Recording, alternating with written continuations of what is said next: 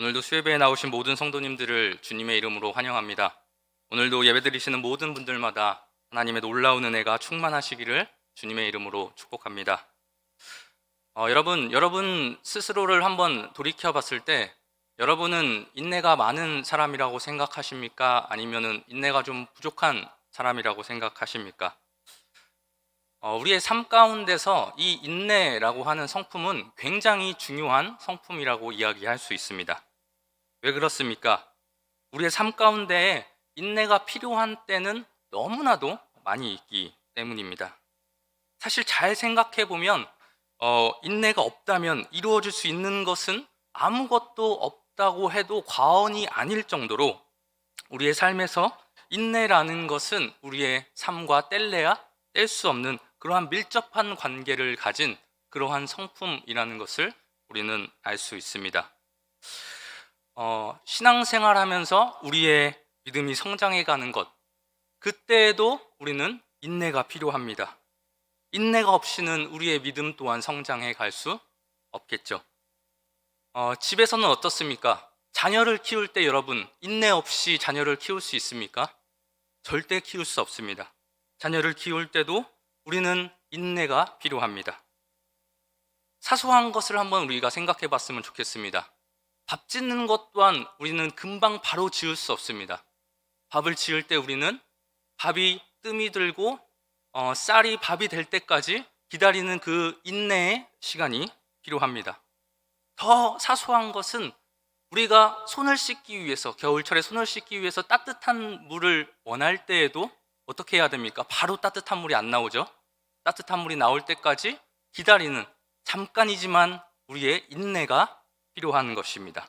이처럼 우리의 삶에서 인내는 뗄 수 없는 것입니다. 무엇을 하기 위해서는 어떤 것이라도 인내가 필요하다는 것입니다. 오늘 우리가 읽은 야고보서를 보니까 이 야고보 사도도 이 인내의 중요성과 우리의 삶에서 뗄래야 뗄 수 없는 것임을 인정하면서 이 인내를 강조하고 있다라는 것을 우리가 볼 수 있습니다. 오늘 본문에서도 야고보 사도는 인내에 대해서 이야기하고 있지만 사실 우리가 앞선 야고보서 1장에서도 이 야고보 사도가 인내에 대해서 강조했다라는 것을 우리가 잘 알고 있습니다. 우리 야고보서 1장 말씀을 한번 보도록 하겠습니다. 야고보서 1장 2절부터 4절까지의 말씀 우리 같이 한번 읽어보겠습니다. 시작.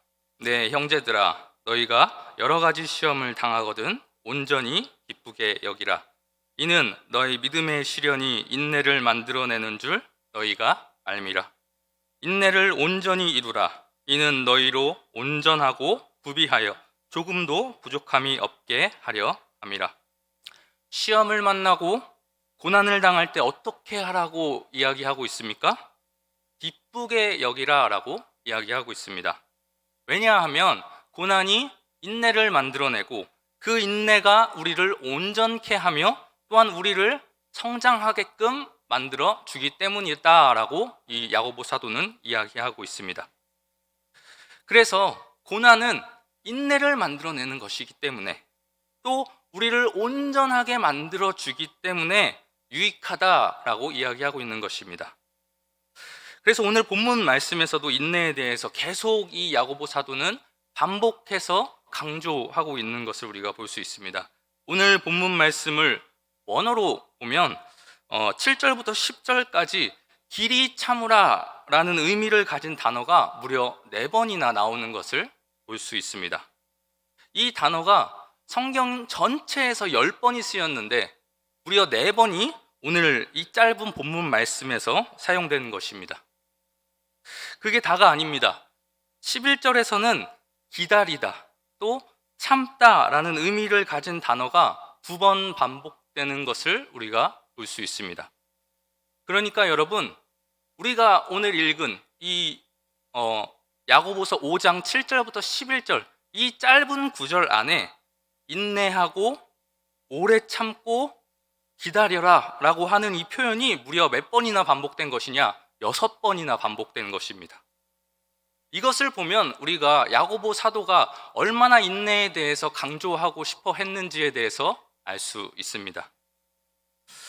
그런데 야고보서 5장에서 야고보 사도가 인내를 설명할 때에 이전과는 다르게 한 가지 강조하고 있는 독특한 점이 있습니다. 그것은 무엇이냐? 우리에게 필요한 이 인내라고 하는 성품을 주님의 재림과 연관지어서 설명하고 있다라는 것입니다.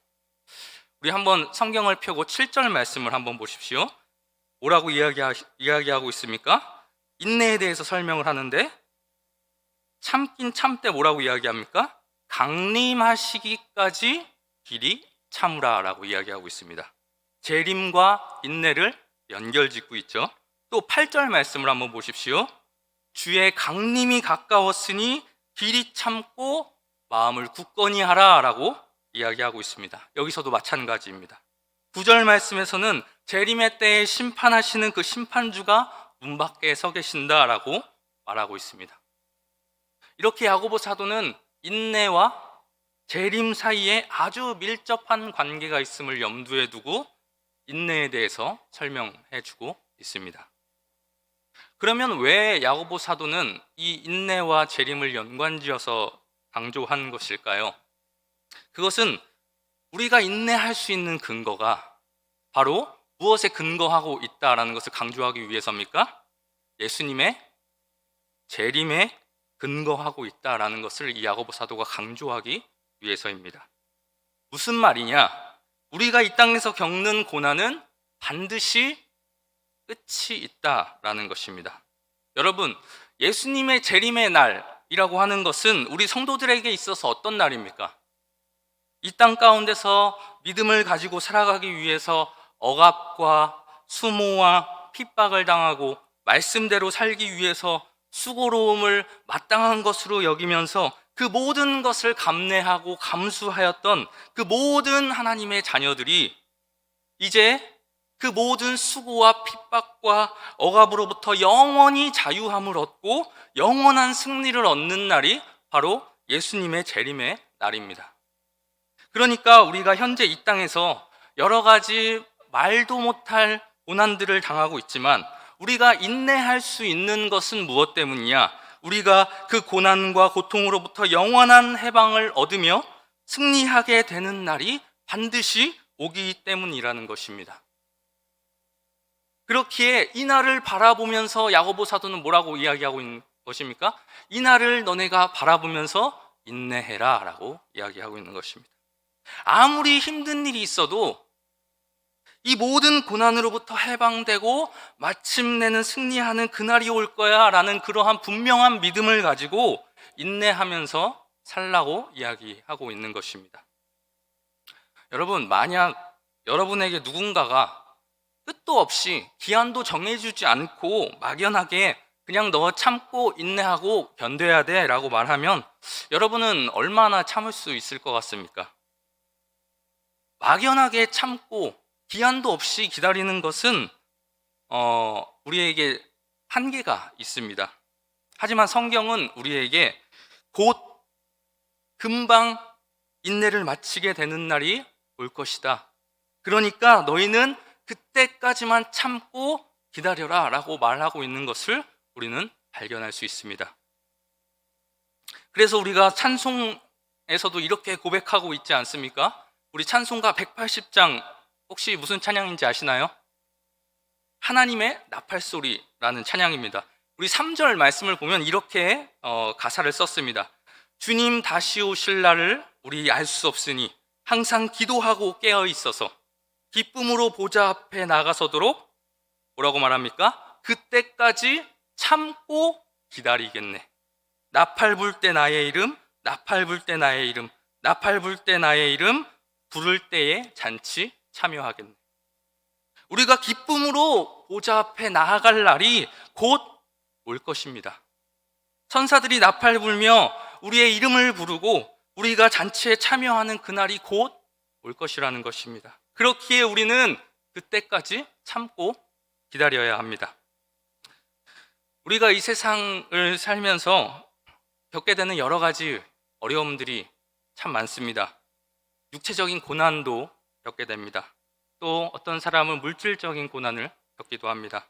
또 어떤 사람은 관계에 있어서 어려움을 겪기도 합니다. 살면서 억울함을 겪기도 하고요. 서러움을 경험하기도 합니다. 이해할 수 없는 그러한 고난을 겪기도 하죠. 그런데 여러분, 분명하게 여러분 한 가지를 기억하시기 바랍니다. 우리에게 반드시 승리의 날이 온다라는 것입니다.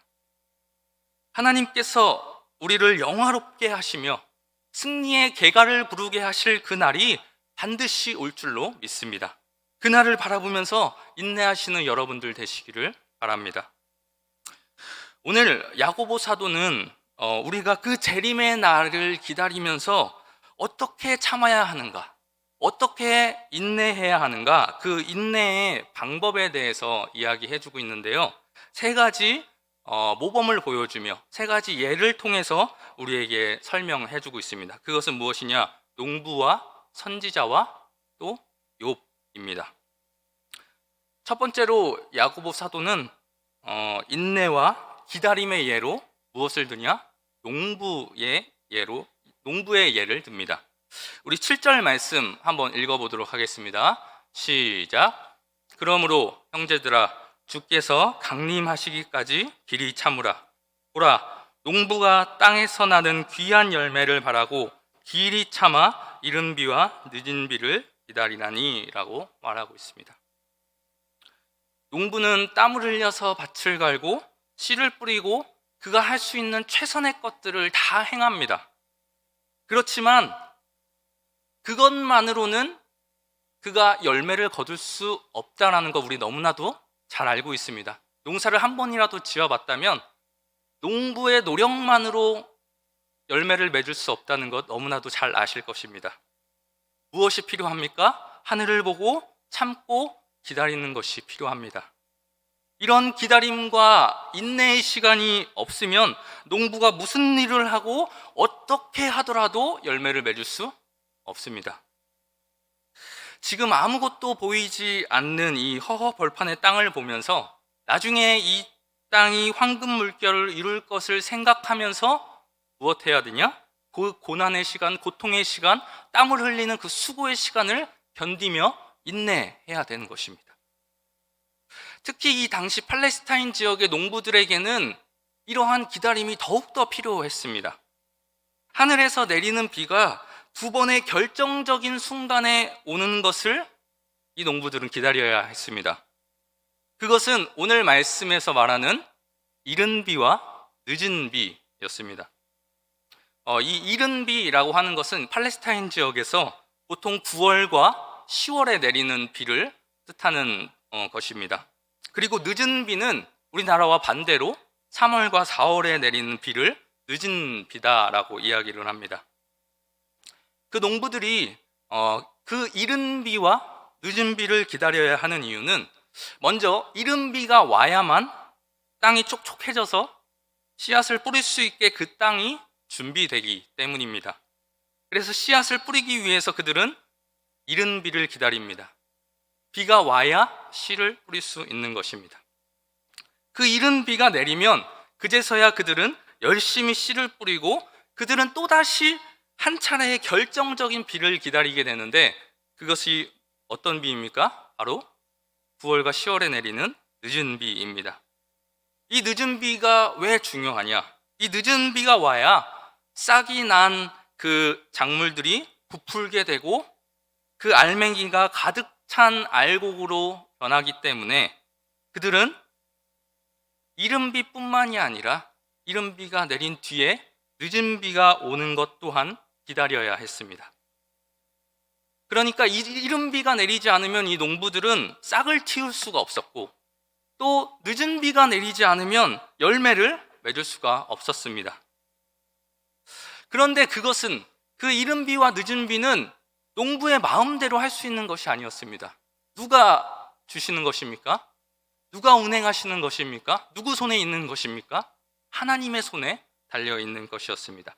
그러니까 농부들은 자신의 입장에서 최선의 것을 하되 열심히 씨를 뿌리되 그에게 필요한 덕목은 무엇이었습니까? 하나님께서 이른 비와 늦은 비를 내리실 때까지 참고 기다리는 것이었습니다. 인내하는 것이었습니다. 우리는 이러한 농부를 보면서 우리 또한 하루하루 인내해가는 삶을 그들의 모습 속에서 배워야 합니다. 우리가 오늘 하루를 열심히 살고 또 열심히 씨를 뿌리고 열심히 나의 역할을 하고 어떻게 해야 되냐? 이제는 하나님께 그 모든 것을 맡기고 기다려야 하는 것입니다.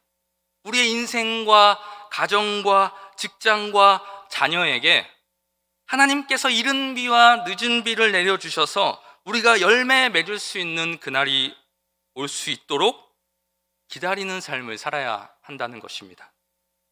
씨를 뿌리고 열매 맺는 그 사이가 바로 인내로 채워져야 하는 시간입니다.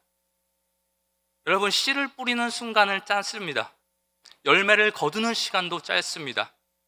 하지만 그 사이의 시간은 아주 깁니다. 근데 우리가 그 긴 시간을 무엇으로 채워야 되냐? 인내로 채워야 한다는 것입니다. 기다림 없이 이루어지는 것은 아무것도 없다는 것을 우리는 늘 기억해야 합니다. 그런데 이때 이 말씀을 보면서 우리가 한 가지 기억해야 할 것이 있습니다. 그것은 무엇이냐? 야고보 사도가 강조했던 이 인내라고 하는 것에는 수동적인 차원과 적극적인 차원의 인내가 있는데, 이 야고보가 말한 이 인내는 수동적인 차원의 기다림만을 말하고 있는 것이 아니라는 것입니다. 우리 8절 말씀을 한번 읽어보겠습니다. 시작.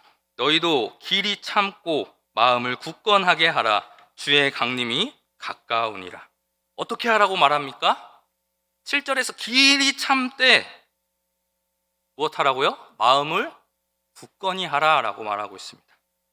여기서 굳게 하라라는 뜻은 흔들리지 않도록 마음을 단단하게 고정하라라는 뜻입니다. 인내하는 것은 미련한 것이고 너만 손해보는 것이라고 말하는 세상의 말들에 흔들리거나 휩싸이지 말고 마음에 결심하고 결단하여 믿음이 흔들리지 않도록 그 고난과 맞서 싸우는 적극적인 행동이 요구된다는 것입니다. 왜 그래야 될까요? 왜 우리는 이 적극적인 차원에까지 나아가야 될까요? 이러한 인내의 때에, 우리가 기다려야 하고 참아야 되는 이 인내의 때에 우리가 마음을 굳건하게 하지 않으면 우리의 마음속에 서로를 향한 원망들이 우리의 마음속에 자리 잡기 때문입니다. 실제로 이 당시에 초대교회 성도들에게 있어서 가장 큰 문제가 되었던 것은 우리가 읽지는 않았지만 5장 1절부터 6절까지의 말씀처럼 외부의 핍박으로 인하고 외부의 핍박과 또 외부의 박해로 인한 것도 물론 있었지만 그들에게 있어서 가장 큰 문제였던 것은 믿음의 공동체를 위협했던 것은 내부 교인들 간에 일어났던 갈등이었습니다. 이것은 지금도 마찬가지입니다. 우리가 인내해야 할 때에 우리의 마음을 굳건하게 하지 않으면 서로를 향한 원망이 생겨나게 됩니다. 여러분, 가정에 문제가 생길 때 우리의 마음을 굳건하게 하지 않으면 어떠한 일이 일어나죠? 남편은 아내를 원망하게 됩니다. 왜 이런 일이 일어나게 됐냐? 아내는 또한 거기에 대응해서 남편을 원망합니다. 당신이 한 게 무엇이 있냐? 한번 잘 생각해 보십시오. 우리도 이러한 경험이 있지 않습니까? 또 사업장에 문제가 생기면 그때 우리의 마음을 굳건하게 하고 인내하지 않으면 어떠한 일이 일어납니까? 원망이 생겨나는데요, 사장은 직원들을 원망합니다. 너 때문에 실적이 이렇게 된 거야. 열심히 하지 않았기 때문에. 직원들은 어떻습니까? 사장을 탓하죠. 당신의 리더십이 부족했기 때문이 아닙니까? 그러다가 결국 서로를 향해 감정을 쏟아놓게 되고 그 공동체는 깨지고 결국 모두가 하나님 앞에 죄를 짓게 되는 것 아닙니까? 그렇게 우리는 환난의 때에 적극적인 차원에서 마음을 굳건하게 하며 인내해야 하는 것입니다. 두 번째로 야고보 사도는 인내에 대해서 말하면서 선지자처럼 인내하라고 우리들에게 말씀하고 있습니다. 우리는 선지자들의 삶을 통해서 인내를 배워야 합니다. 10절 말씀을 보니까 이렇게 이야기합니다. 형제들아, 주의 이름으로 말한 선지자들을 고난과 오래 참음의 본으로 삼으라. 여러분, 구약에 보면 참 많은 선지자들이 나오는데 그들이 그 고난 가운데 인내하며 하나님의 사명을 감당했던 것을 본으로 삼아라. 그들의 삶을 다시 한번 보고 그들을 너희의 롤 모델로 삼아라 라고 야고보 사도가 이야기하고 있는 것입니다. 여러분, 구약의 선지자들이 얼마나 많이 파송되었습니까? 하나님으로부터 백성에게, 이스라엘 백성들에게 회개하라, 돌아와라, 너희 지금 잘못된 길로 가고 있다, 이렇게 선지자들이 이스라엘 백성들에게 파송되어서 하나님의 뜻을 수도 없이 전했음에도 불구하고 이스라엘 백성들은 어땠습니까? 돌아오지 않았습니다. 도리어 하나님의 말씀을 전한 선지자들을 핍박하고 죽이려고까지 하였습니다. 성경을 보십시오. 어디 누가 마음 편하게 하나님의 말씀을 전한 선지자가 누가 있습니까? 어디에 있습니까? 이리저리 쫓겨다니고 목숨의 위협을 받으면서도 참고 인내하면서 하나님의 말씀을 전했던 자들이 바로 선지자들 아니었습니까? 왜 그들이 고난을 당해야 됐습니까? 하나님께서 하라는 대로 순종해서 백성들에게 하나님의 말씀을 전했으면 선지자들에게는 축복이 따라와야 되는 것 아닙니까? 아니, 최소한 목숨의 위협은 받지 않아야 하는 것 아닙니까? 그런데 하나님께서는 하나님의 말씀에 순종한 선지자들에게조차도 고난을 주셨습니다. 여러분, 우리가 그리스도인이고 하나님의 뜻대로 살아가는 하나님의 자녀라고 할지라도 우리의 삶 가운데는 여전히 고난이 찾아옵니다. 설령 선지자라고 할지라도, 하나님의 택하신 의인이라고 할지라도 그들에게 고난은 오는 것입니다. 여러분, 그래서 우리는 선지자들의 삶을 생각해 보면서 하나님의 뜻대로 사는 삶이라고 할지라도 그것이 우리에게 편안한 삶을 보장해 주지 않고 십자가의 고난으로 인도할 때가 있다는 것을 기억해야 합니다. 그리고 그때에 우리는 고난과 핍박 속에서도 인내함으로 승리하는 삶을 살았던 그 선지자들의 모습을 기억해야 합니다. 여러분, 엘리야 선지자는 갈멜산에서 위대한 승리를 거뒀음에도 이세벨의 위협과 또 핍박으로 큰 심적 부담을 느끼고 고난을 당했습니다. 그럼에도 불구하고 이 엘리야는 끝까지 하나님께서 맡겨주신 그 사명을 인내함으로 감당하였습니다.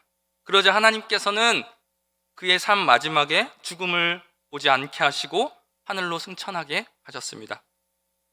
예레미야는 주님의 말씀을 전하다가 반역자로 잡히고 우물에 빠지게 되는 일도 경험했습니다. 죽을 뻔했죠. 그런데 예레미야는 왜 나에게 이런 일을 시키셨냐고 원망하고 따지지 않았습니다. 인내하고 참았습니다. 그때 하나님께서 예레미야를 보호해 주셨습니다. 바벨론의 포로로 끌려갔던 다니엘과 세 친구들도 마찬가지입니다. 왜 우리가 하나님을 잘 믿는데 포로로 끌려가서 이런 고생을 하는가? 왜 풀무불에 던져지고 사자굴에 던져져야만 하는가? 불평하지 않았습니다. 그들은 묵묵히 인내했습니다. 그때 하나님께서 그들을 지켜주시고 보호해 주셨습니다. 우리는 이렇게 하나님의 뜻을 하였음에도 불구하고 찾아온 그 고난 앞에서 끝까지 인내하였던 선지자들을 본받아 우리 또한 인내하는 삶을 살아야 합니다. 그때에 우리들의 인내를 통하여 하나님께서 그 선지자들의 인내하심을 통하여 그들의 삶을 통해 하나님의 큰 일을 이루셨던 것처럼 우리를 통하여, 우리의 인내를 통하여 하나님의 위대한 뜻이 이루어지며 하나님의 나라가 확장되어지게 될 것입니다. 마지막으로 야고보는 인내와 기다림에 대해서 설명하면서 욥의 삶을 기억하라라고 권고합니다. 본문 11절 말씀에서 야고보 사도는 이렇게 말합니다. 보라, 인내하는 자를 우리가 복되다 하나니 너희가 욥의 인내를 들었고 주께서 주신 결말을 보았거니와 주는 가장 자비하시고 긍휼히 여기는 이시니라. 여러분, 우리는 욥이 얼마나 고난받고 어떤 고난을 받았는지 이미 너무나도 잘 알고 있습니다. 동방의 부자였던, 그리고 의인이었던 욥은 그가 가지고 있었던 그 수많은 재산들을 일순간에 날려버렸습니다. 그뿐만이 아니죠. 사랑했던 7 아들과 3 딸 또한 하루아침에 잃고 말았습니다. 게다가 몸에는 피부병이 나서 온종일 기와 조각으로 몸을 긁고 온몸에 피를 흘려야만 살 수 있을 만큼 잠시도 괴롭지 않은 순간이 단 하루도 없었습니다. 이것만 해도 죽을 만큼 고통스러운데 정말 어려울 때 그를 지원해주고 도와주어야 할, 위로해 주었어야 할 아내와 친구들조차 그를 비난합니다. 네가 회개하지 않았기 때문에, 네가 하나님께 죄를 지었기 때문에 너가 지금 징계받고 있는 거야 라고 하면서 이 욥의 마음을 아프게 했습니다. 하지만 이것들보다도 더 욥의 마음을 아프게 했던 것은 여러분 무엇입니까? 그러한 모든 상황 속에서 하나님조차도 욥에게 철저히 침묵했다라는 것입니다. 하나님의 침묵으로 인해서 그가 그 당시 얼마나 절망하게 됐는지 욥기 23장 8절과 9절 말씀을 보면 우리가 잘 알 수 있습니다. 우리 욥의 심정으로 8절과 9절 말씀을 한번 읽어보도록 하겠습니다. 시작. 그런데 내가 앞으로 가도 그가 아니 계시고 뒤로 가도 보이지 아니하며 그가 왼쪽에서 일하시나 내가 만날 수 없고 그가 오른쪽으로 돌이키시나 배울 수 없구나. 여러분, 이때 이 욥의 심정 아시겠습니까? 주위를 아무리 둘러봐도 그 어디에서도 하나님의 그 도우심의 흔적조차 찾아볼 수 없었습니다. 하나님께서는 그를 깊은 구렁텅이에 혼자 내버려 두시고 철저히 외면하셨습니다. 세상에 욥보다 더 큰 고난을 받은 사람이 있을까요? 정말 그는 그 당시에 모든 건 내려놓고 정말 그 아내가 말한 것처럼 하나님을 저주하고 하나님을 원망하고 싶었을 수도 있었을 것입니다. 그렇지만 욥은 끝까지 인내했습니다. 그 극심한 고난 속에서도 끝까지 참았습니다. 그래서 여러분, 우리가 방금 읽은 다음 말씀이 어떤 말씀인지 아십니까? 욥기에서 우리가 잘 아는 말씀이죠. 우리 한번 읽어보겠습니다. 23장 10절 말씀 시작. 그러나 내가 가는 길을 그가 아시나니 내가 후에는 내가 숨금같이 되어 나오리라.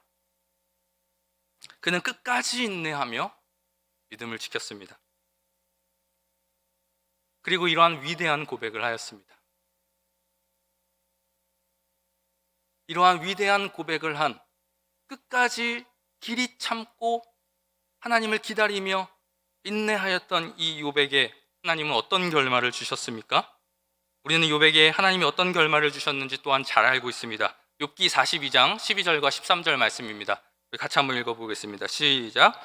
여호와께서 욥의 말년에 욥에게 처음보다 더 복을 주시니 그가 양 14,000과 낙타 6,000과 소 1,000결이와 암낙이 1,000을 두었고 또 아들 7과 딸 3을 두었으며 결국에는 끝까지 참고 인내함으로 잃어버렸던 자녀도 잃어버렸던 재물도 잃어버렸던 명예도 회복하였고 그를 비난하고 그를 공격하고 그의 마음을 찔렀던 친구들은 욥에게 무릎을 꿇고 그에게 기도를 받습니다.